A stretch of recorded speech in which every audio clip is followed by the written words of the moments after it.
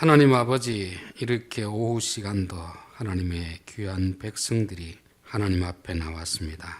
우리는 영적인 양식이 필요한 것임을 알게 하시고 한 주간 동안도 주님이 주시는 그 양식을 먹고 살아갈 수 있는 저희들 되게 도와 주시옵소서. 날마다 말씀의 거울 앞에서 우리 자신을 비추어 보게 하시고 그리스도의 신부로서 단장하는 삶이 되게 도와 주시옵소서.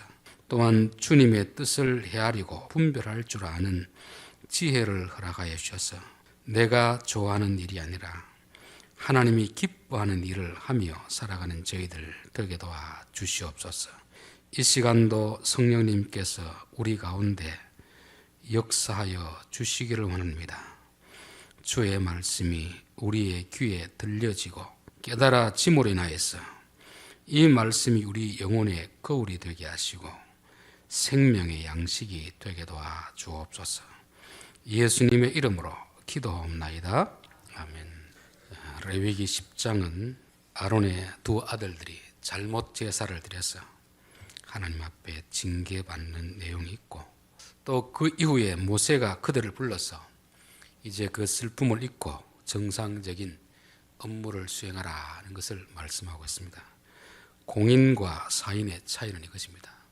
사인은 집안에 슬픈 일이 있으면 거기에 빠져 있을 수 있지만 공인은 빨리 훌훌 털어버리고 본연의 임무에 충실해야 된다는 것을 말씀하는 것입니다. 그리고 지난 시간에는 소재에 남은 것을 어떻게 처리할 것인지 말씀을 드렸습니다. 소재에 남은 것은 제단 곁에서 너와 그 제사를 드린 너희 아들만 먹으라 했습니다. 하나님이 우리에게 주신 것 중에 어떤 것은 다른 사람과 나누어서는 안 되는 그런 것이 있습니다. 그 일을 하는 사람에게 주시는 그런 것이 있습니다. 그것을 다른 사람에게 나누는 것은 잘하는 것이 아니고 잘못하는 것입니다. 요한복음 4장에서 예수님이 나는 너희가 알지 못하는 먹을 양식이 있느니라.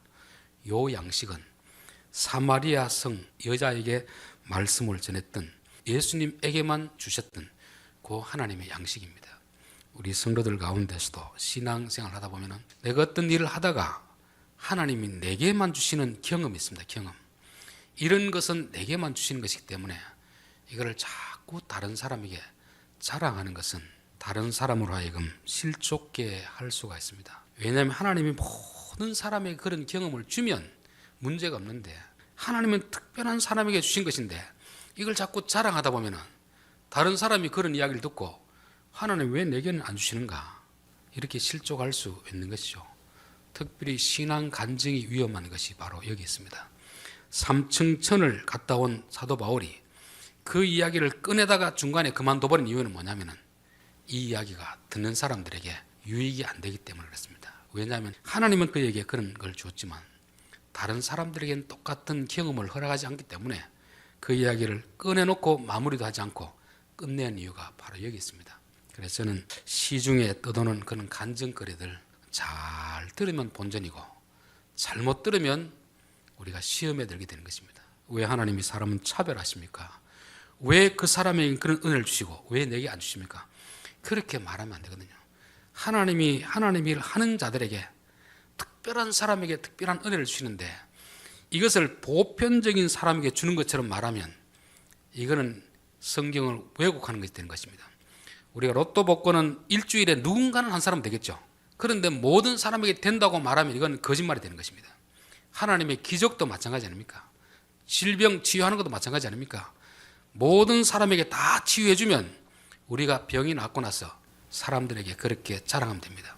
마가복음 보면 그런 일이 있습니다. 고쳐주고 나서 다른 사람에게 말하지 마라. 너만 특별히 고쳐준 것이다. 그런데 불구하고 이 사람이 동네 나가지고 막 떠들고 자랑하는 거죠. 저 사람이 갔더니만 고쳐주더라. 그러니까 사람들이 많이 예수님 앞에 몰려오는 것입니다. 그래서 예수님이 자기의 원래 해야 될 일을 하지 못하고 도망가는 그런 사건이 마가복음에 많이 나오는 이유는 뭐겠습니까?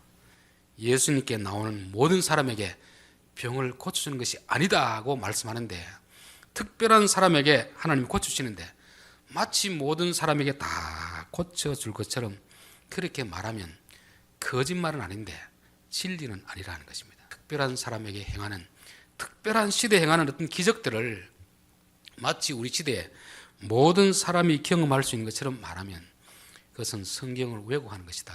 이게 소재가 주는 교훈이라고 말씀을 드렸습니다. 앞부분 읽지는 않았는데 14절부터 보면 흔든 가슴과 들어 올린 뒷다리는 너와 내 자녀가 너와 함께 정결한 곳에서 먹을지니 이는 이스라엘 자손의 화목 제물 중에서 내 소득과 내 아들들의 소득으로 주신 것임이니라. 요거는 이제 화목 제물, 또 이런 제물에 대해서는 너와 내 자녀들과 함께 먹을 것이니라.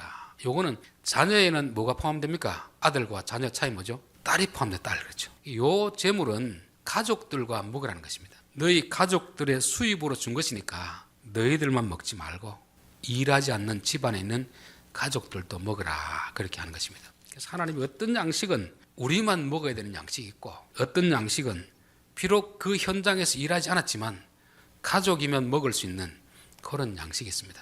여러분, 남편들이 월급을 타면 그게 다 누구 것입니까? 남편 한 사람 것입니까? 가족들의 것입니까? 가족 전체를 먹여 살리라고 하나님 주신 것이지 내가 일했으니까 내 마음대로 쓰겠다, 이 생각은 잘못된 것입니다. 하나님이 그 남편을 통해서 가족이 먹고 살 그 양식을 주신 것입니다. 그래서 우리에게 주셨다고 해서 다 내 것이다 생각하고 마치 부모가 자녀에게 용돈을 주면서 인심 쓰는 척하면 안 됩니다. 부모가 당연히 하나님께서 주라고 하신 것을 맡아서 주는 것인데 우리 부모들은 어떻게 합니까? 그걸 가지고 내 말을 안 들으면 돈 안 준다, 협박하고 이러잖아요. 이것은 하나님 보시기 아주 잘못하는 것입니다. 그 사람에게 주는 월급은 그 사람만을 위해 주는 게 아니고 그가 속한 가족들을 위해서 주는 것이기 때문에 부모가 자식에게 생활을 빌고 용돈을 주는 것은 당연히 줘야 되는 것이지 이걸 내가 특별히 너에게 선심을 쓰는 것이다, 이렇게 생각하면 안 됩니다. 어떤 부모님들은 자식에게 용돈을 줄 때마다 다 기장을 내가지고 너도 나중에 갚아야 된다, 이렇게 생각하는데 이거는 제가 잘못된 것 같아요. 이미 그것은 그 자식의 몫으로 하나님이 주신 것입니다. 그래서 유산이라는 게 왜 있겠습니까? 부모가 비록 관리하고 있지만 부모가 돌아가면 그것은 다 누구에게 돌아오는 겁니까? 자식에게 오는 거잖아요. 그와 마찬가지로 부모님이 살아계실 때에도 하나님이 부모님을 통해 주시는 어떤 월급이나 사례 같은 경우는 그 자녀를 위해서 주신 것이기 때문에 부모가 특별히 생색낼 필요는 없고 이 재물은 너희 집안에 있는 자녀들, 딸들까지 다 포함되는 것이니까 이것은 가족들과 함께 먹으라, 그렇게 말씀하는 것입니다. 저는 설교 준비를 할 때 보면 그럴 때가 있습니다. 이야, 이거는 진짜 너무 아까운데 다음에 할까, 이런 생각이 들 때가 있습니다. 그것은 저를 위해서 주신 것이겠습니까? 그날 준비했으면 그날 오는 교인들을 위해 주신 말씀이겠습니까? 그날 교인들에게 나누어 주라고 하나님이 주신 것이지 너희 혼자만 깨닫고 이거 너무 아까우니까 안 내놓으면 안 된다는 것입니다. 하나님이 그때 내놓으면 또 다음에 또 주시거든요. 이게 보통 보면 이제 새벽에 그런 걸 느낄 때가 많은데 새벽에는 좀 교인들이 적게 나오고 주일날은 좀 많이 나오니까 야, 요거는 요 적은 교인들하고 나누기는 아깝고 주일날 좀 많이 나올 때 이렇게 내놔야 되겠다, 이런 생각할 때가 있는데 하나님은 그걸 책망합니다. 그때 줄 때마다 내놔라, 시금밥 내놓지 말고 하나님이 깨닫게 해주셨을 때 새벽에 깨닫게 해주셨으면 새벽에 오는 사람 내놓고 토요일에 깨닫게 해주셨으면 주일날 내놓고 그렇게 해야지 왜 하나님이 나누게 하신 것을 네가 혼자 임의대로 이렇게 마음대로 처분하느냐, 그런 것이죠. 그래서 우리가 하나님이 주신 것은 영적인 것이든 육신적인 것이든지 나누어야 될 것은 나누도록 그렇게 말씀하고 있습니다. 자, 오늘 16절을 보면 모세가 속죄제 드린 염소를 찾은 즉 이미 불살랐는지라 그가 아론의 남은 아들 엘르아살과 이다말에게 노하여 이르되, 속죄제 제물은 화목제 제물처럼 그들이 먹어야 됩니다. 반드시 먹어야 되는 것인데 이들은 먹지 않고 불살랐습니다. 불살랐다는 건 누구에게 드리는 거죠? 불살랐다는 것은 하나님께 드리는 것입니다. 화목제든 속죄제든 무엇이든 간에 하나님께 드릴 부분이 있습니다.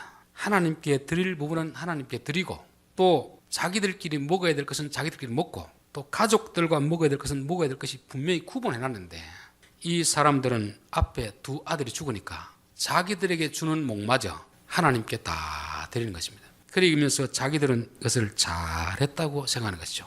그런데 모세는 화를 내었습니다.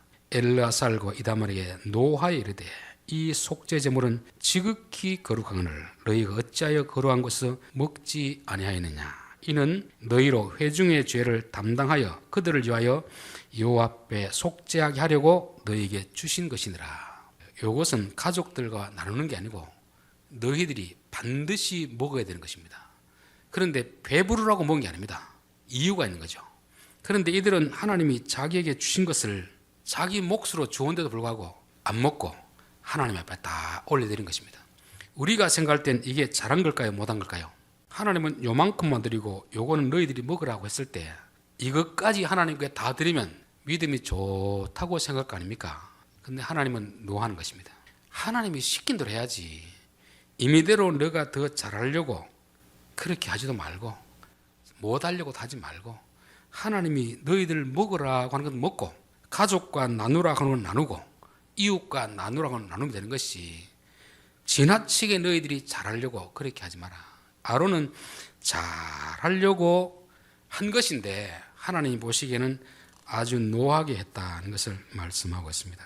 창세기 2장 16절 17절 두 절 말씀 함께 합독하겠습니다.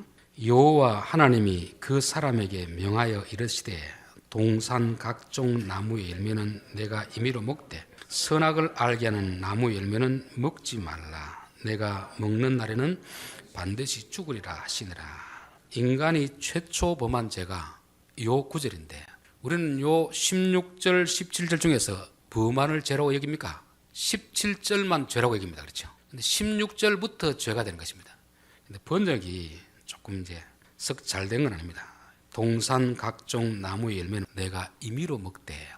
임의로 먹는다는 말은 여러분 어떤 의미가 됩니까? 먹어도 되고 안 먹어도 되고 그건 네 선택. 그리고 17절 말씀은 먹으면 죽는다 아니죠. 그런데 16절 말씀이나 17절 말씀이나 똑같은 말씀입니다. 임의로 먹는 게 아니고 먹고 먹되. 지금 말하면 반드시 먹으라는 것이죠. 반드시 먹고 뒤에 거는 반드시 먹지 말라. 먹으면 죽고 죽으리라. 하나님이 16절에도 똑같은 단어 동사를 두 개 반복해가지고 중요한 걸 이야기하고 17절에도 똑같은 단어를 반복했는데 번역한 사람들이 그냥 임의로 먹되 해놓으니까 먹어도 되고 안 먹어도 되고 이런 것입니다. 오늘날 마치 젊은이들이 결혼은 해도 되고 안 해도 되고 이런 식으로 생각하는 거죠. 둘 다 반드시 해야 되는 것입니다. 먹어야 될 것은 반드시 먹어야 됩니다.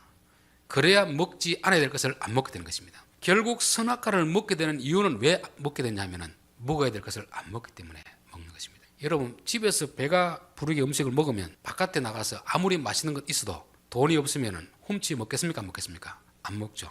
그런데 집에서 먹어야 될 것을 안 먹으면 돈은 없고 음식점에 맛있는 게 보이면 훔쳐 먹게 되는 것입니다. 결국 선악과를 먹는 죄라는 것은 먹어야 될 것을 안 먹기 때문에 먹게 되는 것입니다. 집안에서도 저는 이제 남편이나 아내가 외도하는 걸 보면은 물론 외도하는 사람이 자체가 잘못다고 봅니다. 그러나 외도하는 경우도 집안에서 자문이 나오잖아요. 내 우물에 흐르는 물을 마셔야 되는데 그게 안 되면 자꾸 바깥으로 나가가지고 죄를 짓게 되는 것입니다. 교인들도 교회 안에서 말씀을 먹으면 선악과를 안 먹게 되어 있습니다. 말씀을 못 먹으니까 자꾸 먹지 말라고 한 것을 먹게 되거든요. 반드시 먹어야 되는 건 먹어야 되는데 이게 반드시 먹어야 될 것을 먹어도 되고 안 먹어도 되고 생각하니까 이게 먹지 말아야 될 것을 먹게 되는 것입니다. 가정에서 정상적인 생활하는 사람들이 왜 자꾸 바깥으로 나가겠습니까? 가정에서 만족을 못 누리니까 자꾸 바깥으로 나가는 거잖아요. 교회에서 들어야 될 말씀을 듣지 못하면 교인들은 자꾸 바깥으로 나가게 되어 있는 것입니다. 여기에서도 하나님이 먹으라고 하신 것은 반드시 먹어야 됩니다. 반드시 먹어야 죄가 안 되는데 이거는 먹어도 되고 안 먹어도 되고 요거는 반드시 안 먹으면 안 되고 여기에 뭐냐면은 성경 한 구절 한 고 대목이 잘못 번역되면 그렇게 되는 것입니다. 반드시 먹되 동산나무의 각종 실과는 반드시 먹되 선악을 알게 한 나무는 반드시 먹지 말라 그런 것입니다. 그래서 우리가 반드시 먹어야 될 것은 먹어야 된다. 교회에서도 교인들이 교회 와서 말씀의 은혜 못 받으면 반드시 그분은 방황하게 되어 있습니다. 그래서 말씀을 못 받으면 하나님 앞에 기도해서 설교자가 은혜가 안 되면 하나님께서 설교자에게 은혜를 끼칠 수 있는 설교를 할 수 있도록 기도를 해야 됩니다. 그렇게 해야지 교회 목사가 설교 못한다 은혜 안 되고 해서 자꾸 바깥으로 다니면 바깥에서 기다리는 사람은 누구를 기다리겠습니까? 사기꾼들이 이단들이 기다릴 거 아닙니까? 그래서 먹어야 될 것은 반드시 먹되 먹지 말할 것은 안 먹는 것입니다. 그래서 16절이 전제가 되어야 17절의 죄를 안 짓게 된 것입니다. 그래서 17절의 죄를 짓는다는 것은 16절을 필수로 생각하지 않고 선택적 사항으로 생각하기 때문에 그런 것입니다. 여기도 속죄 제물은 배부르라고 먹은 게 아니고 반드시 먹으라고 준 것입니다. 이것은 왜 반드시 먹으라고 하는 것입니까? 제사 지내는 사람들의 죄를 너가 담당하라고. 다른 것은 몰라도 우리가 교회에 와서 뭐 감사헌금하고 뭐 다른 건 얼마나 좋습니까? 떳떳하게 할 수 있잖아요. 내가 죄를 지어서 그 회개하기 위해서 하는 것은 참 하는 사람도 부담스럽고 그 일을 맡아서 하는 사람도 부담스럽습니다. 그렇죠? 그러면 맡아서 제사하는 사람은 어떤 식으로 할 수 있겠습니까? 대충 할 수가 있는 거예요. 대충. 마치 처삼촌 벌초하듯이 할 수가 있는 것입니다. 부탁하니까 안 할 수는 없고 하기는 해야 되는데 하는 동 마는 동 대충 그렇게 하는 것입니다. 속죄 제물을 먹으라는 것은 그런 식으로 하지 말고 너의 죄를 하나님 앞에 회개하는 것처럼 하도록 하기 위해서 속죄 제물을 먹으라는 것입니다. 이거는 배부르라고 먹은 게 아니거든요. 출애굽기 12장에 보면은 6월절 제사를 지낼 때 어린 양을 잡고 그 밤에 피는 문설주에 바르되 고기는 너희들이 먹으라는 거잖아요. 그런데 그게 배부르라고 먹는 게 아닙니다. 그러면 고기를 먹으라는 것은 무슨 뜻입니까? 죽은 고기가 바로 너다. 너를 대신해 죽었으니까 그 고기가 너의 몸속에 들어와서 이제부터는 그 죽은 고기를 대신하여 살아라는 것입니다. 고린도후서 지난번에 살폈죠. 5장 15절에 그리스도가 우리를 대신하여 죽은 이유는 우리들로 하여금 다시는 우리 자신을 위해 살지 말고 그리스도를 위해 살게 하려 함이라. 예수님이 죽은 이유는 다른 게 아닙니다. 고기를 먹으라는 이유는 이제부터 너희가 나를 대신해 살라는 것입니다. 이게 구원해 주신 목적이거든요. 속죄 제물의 고기를 먹으라는 것도 배부르라고 먹는 게 아니고 죄를 하나님 앞에 아뢰야 돼. 남의 죄 아뢰듯이 하지 말고 너의 죄를 하나님 앞에 아뢰듯이 그렇게 진지하게 하라는 것을 말씀하고 있습니다. 저는 이제 신유의 은사들을 행하는 사람 보면 두 부류가 있습니다. 두 부류. 제가 봤을 때 그런 것 같아요. 정말 성령의 은혜로 신유의 은사를 행하는 사람이 있습니다. 그런 사람 이야기를 들어보면요, 아픈 사람의 아픈데 손을 얹으면 그 사람의 통증이 그대로 자기에게 전달됩니다. 자기에게 너무 힘들대요. 그렇기 때문에 기도하면 하나님 낫게 해주시는데 그게 너무 힘들어가지고 하나님 이 은사를 좀 거두어 가시면 안 되겠습니까? 왜냐하면 남의 병을 위해서 기도해 주려고 하면은 나는 건강하고 병든 사람을 위해서 기도해 주면 어떤 느낌 들겠습니까? 대충 해줄 수 있습니다. 그렇지만 내 병을 위해서 기도한다면, 내 부모를 위해서 기도한다면 그냥 헛으로 기도하겠습니까? 그렇게 못하거든요. 그래서 진짜 성령이 주신 은사로서 신유 은사를 행하는 사람은요, 아픈 사람을 위해서 기도 함부로 안 해줍니다. 왜냐하면 그 사람 기도할 때 자기 안에서 너무 통증이 심화됩니다.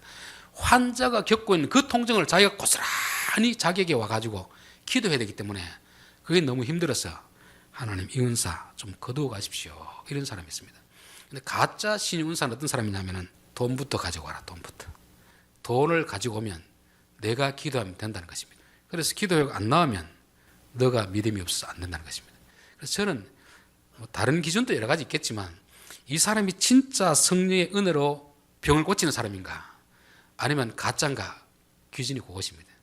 진짜 그 사람이 환자를 위해서 기도할 때 환자가 느끼는 통증을 느끼고 있는가, 그래서 막 그걸 남발하는지, 아니면 하나님이 시키니까 하지만 웬만해서는 안 하려고 하는가, 이거는 진짜 신유 은사로 치료하는 사람이고, 그 아픈 사람의 어떤 약점을 이용해 가지고 돈 벌기 위해서 돈을 가져오라 하고, 세상에 공짜가 있느냐, 하나님이 치유해 주시는데 병원에 가면 수술하면 얼마가 되는데 그 정도 반은 들여야 될 것이 아닌가, 이렇게 속여 가지고 돈벌이 하는 사람, 그 사람은 100% 가짜입니다.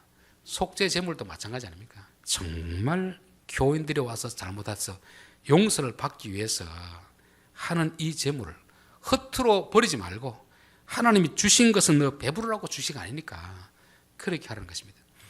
기독교하고 천주교의 가장 큰 차이는 뭐 신학적으로 차이도 있겠지만, 기독교는 이 목회자들은 그 교회에서 주는 사례를 받습니다. 그러니까 교회가 좀 크면 풍족하게 받고 그 교회가 적으면 조금 적게 받습니다. 천주교는 그렇지 않습니다.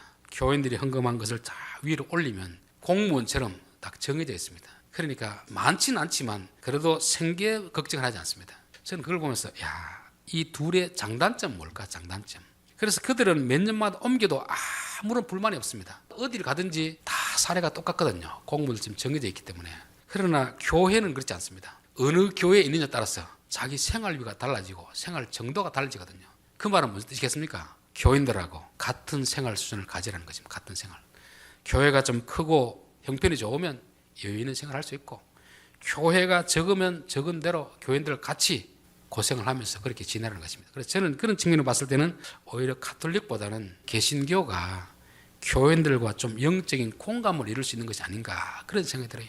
교인들은 어려서 힘들어서 막 큰 거 앓고 있는데 목회자는 모든 사례를 많이 받아가지고 막 배부르게 한다면 이게 공감이 안 되지 않지 않습니까? 여기서도 마찬가지로 죄인을 대하는 것과 그것을 용서해주는 사람 마음이 공감을 이루게 하기 위해서 그렇게 하는 거죠. 속죄 제물은 반드시 먹어야 된다. 먹어도 되고 안 먹어도 되는 게 아니고, 이것은 너가 먹어야지 하나님 앞에 드릴 것이 아닌데 왜 하나님 앞에 드리느냐, 그것을 말씀하는 거죠. 자, 아론이 모세에게 이르되 오늘 그들이 속죄제와 번제를 여호와께 드렸어도 이런 일이 내게 임하였거늘. 앞에 나답과 아비후가 하나님 앞에 번제와 속죄제를 드렸어도 이런 화를 당했는데 이것마저 내가 먹으면 어떻게 되겠느냐, 그런 것입니다. 창세기 2장 16절에는 반드시 먹어라, 17절에는 먹지 말라 했잖아요. 근데 3장으로 가면 어떻게 바뀝니까? 하와가 먹지 말고 만지지도 말라, 그리고 죽을까 하노라. 여기서 이제 기독교의 가르침에서 보수와 자유주의 신앙을 하는 것입니다. 이 보수는 뭐냐 하면은 하나님보다 더 엄격하게 하려는 사람입니다. 엄격하게.